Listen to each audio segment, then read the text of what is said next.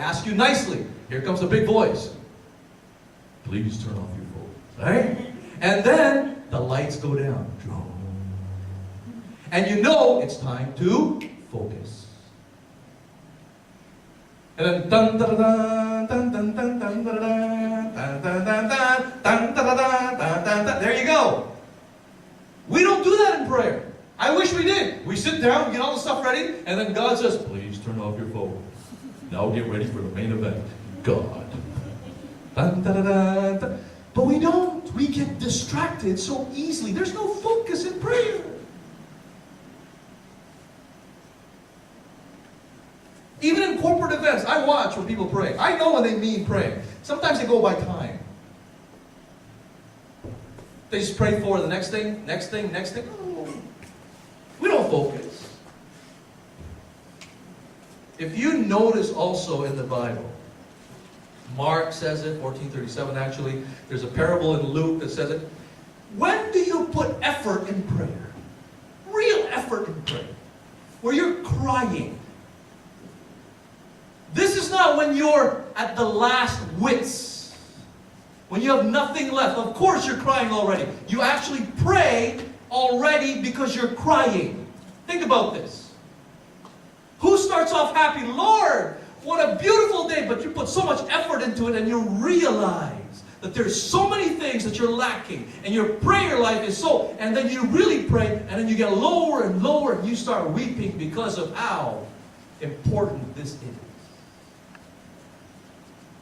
You watch Jesus, there were tears, blood. And he wasn't praying for, he was praying for you. Rarely do I sit with somebody and they pray for others. Rarely. We have this delusion of egocentrism where, please pray for me. And you're allowed that. Look at the petitions. God said, let's focus on God first. And then I have no problems focusing on you after you focus on me. Look at the petitions. We'll get to that. Strenuous effort prayer. What is that? Fourth, when you pray, do you pray with purpose? Of course we do, Brother Marvin. Really?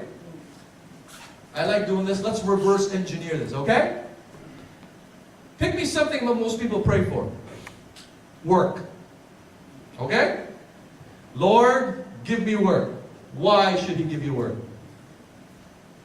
Your purpose was so I can work. That's not purpose. Your desire is not his purpose. Lord, and then you even make it godly. Lord, give me work. Get work for what, brothers and sisters? For what? So, Lord, so I can have more resources. For what? Why will he give you work? For more reasons. For what? Can I also warn you? He knows your heart. You can say all you want. You can color it all you want. You can make it pious all you want. I've heard it all. I've done it myself. I speak to parents all the time. And I say to them, Brother Marvin, what's your advice for me to spend time with your kid? What? Spend time with your kid. The average that you're spending time with kids these days is ridiculously low. What do I do? Doesn't matter. You spend time with your kid. But brother, yes, you don't understand. What don't I understand, brother? I have to work for him. For who? Your kid? Go, work for your kid. When he's 25, talk to him. See if he appreciates you working for him. Go ahead. What was the purpose of your work? For your kid? Your kid's not a kid anymore at 25. Lord, give me work. For what, brothers? So I can make money. For what, brothers? So I can give back to you. Is that really the intent? Believe me when I tell you, I said this once. You pray in the will of God, the way God wants to think, and the way that God's heart is, he will give you what you want.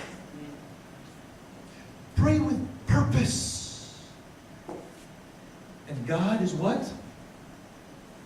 The source of all things, the maintainer of all things, and the purpose of all things. If you do all of these things, you know what they call that? Ladies and gentlemen, welcome to effective prayer. You will start to change.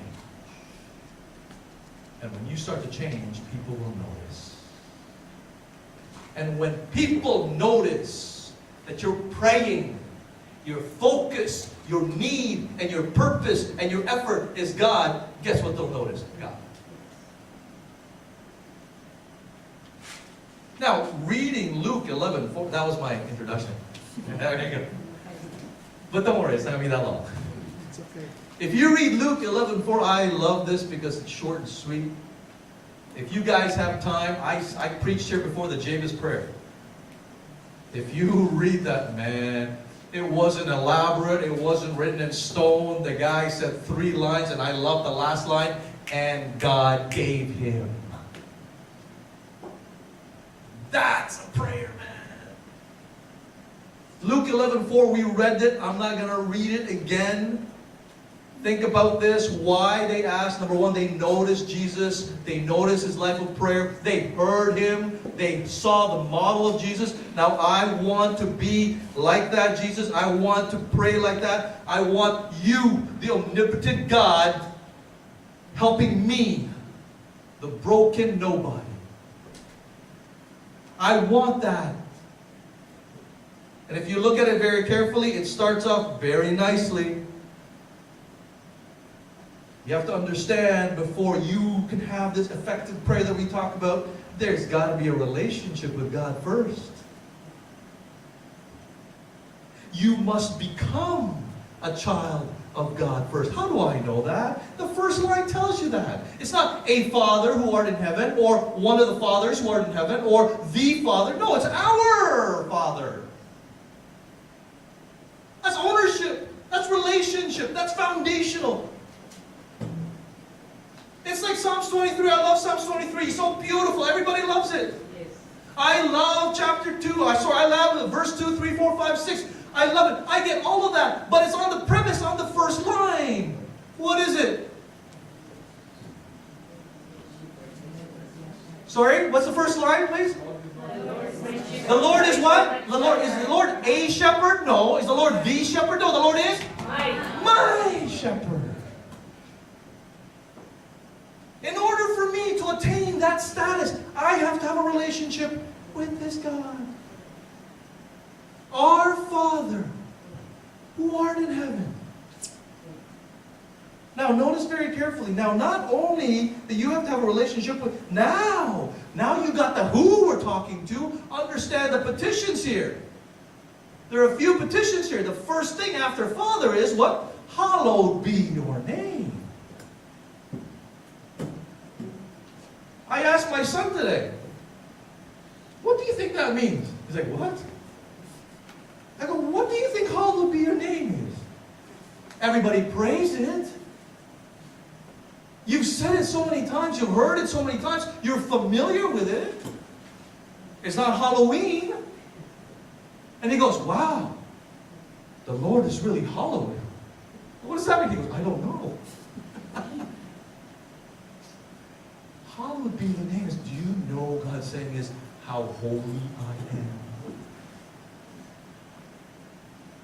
The first 2 petitions in the prayer, God first. Just like the commandments, God first. Before you, God first. Here, God has a name, ladies and gentlemen. Hallowed be his name. God is Jehovah. God is Lord. Lord means deserves obedience. God is I am. God is Yahweh. That's his name. We forget who he is. We are so casual with this relationship with our God when he says, when you come to me, I am holy. Did you forget how holy I am?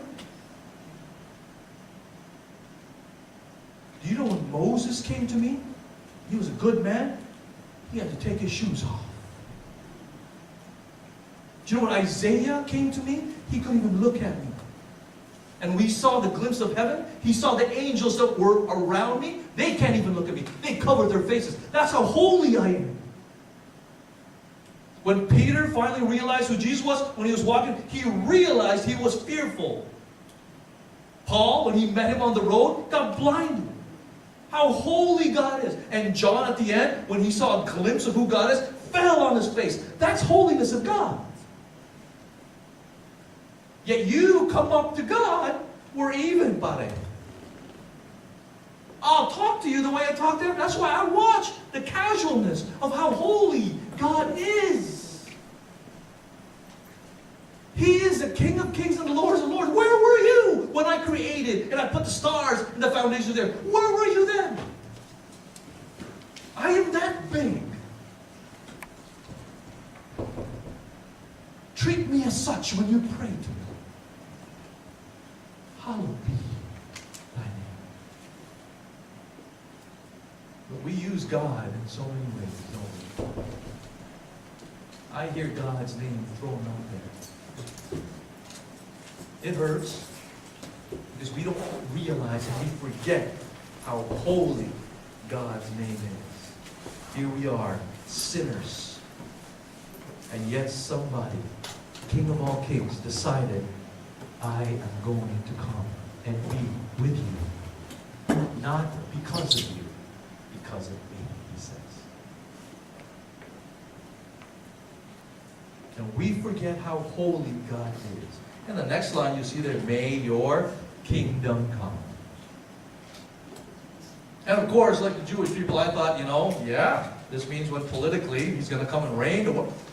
Kingdom come is when he comes here, his kingdom is in your heart, and he changes things that way.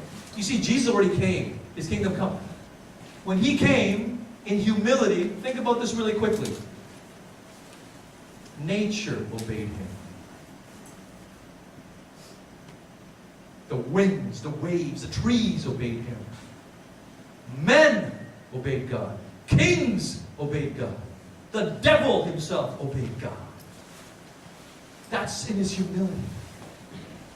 His kingdom came. And he wants you now to introduce his kingdom everywhere you go, to change lives.